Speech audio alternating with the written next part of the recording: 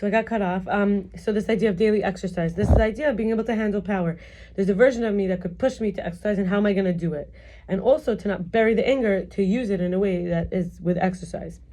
And this idea, the third, is to be a good wife to somebody. So there's somebody specific I'm thinking about, but the idea here is that somebody who's healthy for the power, like they could handle the power, and then the power of love, right? So we're talking about, instead of the love of power, the power of love. So to choose to be a good wife to somebody is to use the power of love to overcome the love of power.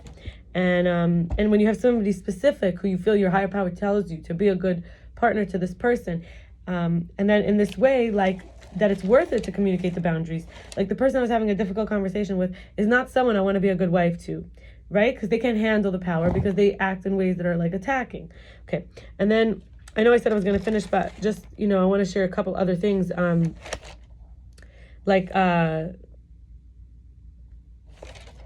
Here we go. So I went to other 12-step meetings, one for like people who have issues with like feeling like they grew up in a dysfunctional family, and then they're learning things now, or purging now from the past.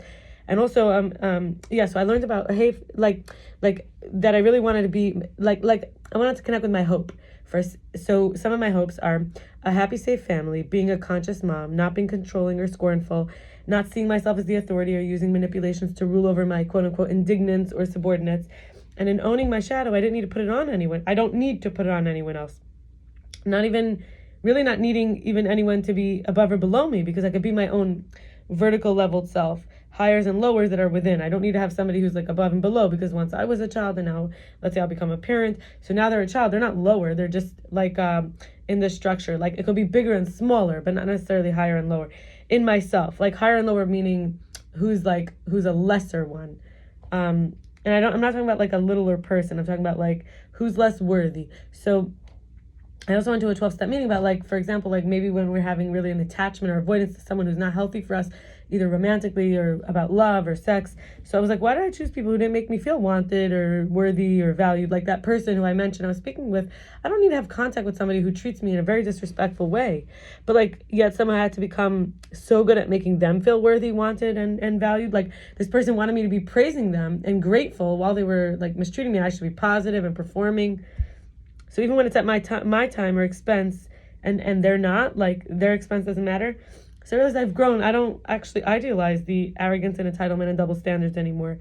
If love feels good, and consideration and recognition, appreciation, responsibility, accountability, and transparency, vulnerability feels good for me, why wouldn't it feel good for you? And if it feels good for you, why wouldn't it feel good for me? Versus the old patterns of, let's say, wanting to grow in order to meet someone's expectations or needs, to quote unquote earn love or reciprocity, and try to make someone out to be perfect. But that's not having a higher power. That's not having Hashem. But I heard someone say partnership with God in the middle is a real healthy relationship. So it feels good for them, right? It feels good for me. If it feels good for them, they need to be capable of identifying and relating and investing back to me. And if it feels good for me, I need to identify, relate, invest back to them. And I want to share finally, there's in the Zohar, in parsha Pinchas, there's three things I want to talk about. One, they say there's 4 klipo, 4 like forces that are like spiritual toxins. One is sin, destruction, anger, and wrath. And then there's the spirit, which is talking about the lobes of the lungs and the heart's arteries. And then the water is the arteries of the brain. So the spirit is the lungs lobes, the fire is in the heart's arteries, and the water is in the arteries of the brain. Very interesting. So water and fire are directed by the spirit, and the vessel is the earth, which is the feminine, the Shechina, like Mother Earth, like the mother, or the one who brings life comes through into the world, the channel of life. And then I want to share, there's this idea that we take, there's the number 72, very important. So God, tetragrammaton name we learn is, the holy name of Hashem is Yud and He and Vav and He, the letters. We don't say the name. I'm sure I've touched on that in previous videos. And so if you take the first letter Yud, and then you add it with the first and the second letter, which is Yud and He. So you add 10, then you add 10 and 5, which is 15. And then you add the all 3 letters. So you add the 10, the 5, and the 6. 10 and 5 and 6 is 21.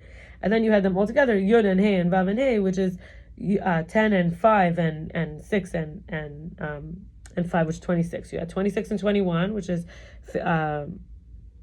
47. Then you had 10, which is 57. And then you had 15, which makes it 72. So 72 is, when you combine all the letters, and there's a name for this, I forget, it's like n plus 1 integer something, I forget, 10 letters there. So you have 72 beats per minute for the heart, 72 nations. And David's Psalms, it says, they amount to 72 countenance and light. So we're going to stop here. It's a lot of good stuff. I wish everybody Shavua Tov Mevarach and a Chodesh Tov. And this was my last Shabbos as a 34-year-old. My birthday is coming up this Tuesday and Friday. Tuesday is my quote-unquote solar birthday, English birthday, and then my Friday is my Jewish birthday. So we'll see how my last few days of this age, turn out. Okay, bye. May everyone have a good week.